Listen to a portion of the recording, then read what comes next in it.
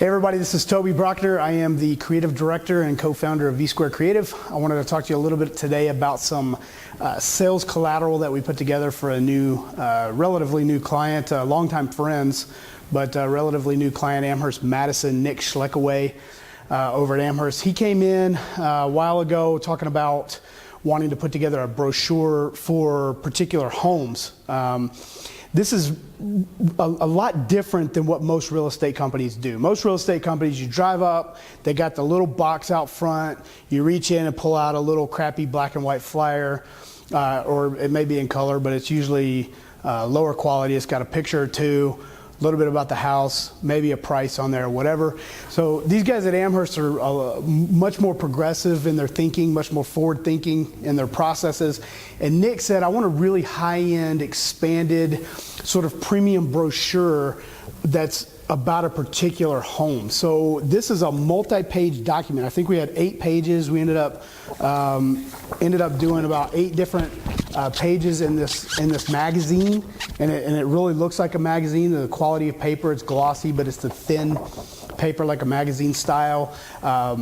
Custom photography really pulled this together and made it work, and it's more of a document that's going to be much better at selling the home's features, benefits, all of those things than just a one-page flyer. Now, this obviously it costs a little bit more, it took a little bit more to put together design-wise and copy content and all of those things, but the house that they're listed here is a $1.5 million house. So it's worth putting this together, and that's one of the important points that I wanted to kind of cover in this video, is that a lot of times when we're putting our marketing materials together and we tend to go on, let's do it for the cheapest price we possibly can without any consideration to what is the lifetime value of the client or what is the value of the product or service that we're selling.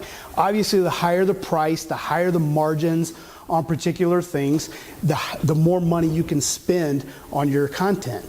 And what that's going to do is give you a much bigger competitive advantage over your competition, because they're all defaulting to what's the cheapest thing that we can do instead of what's the most amount of money that we can spend smartly.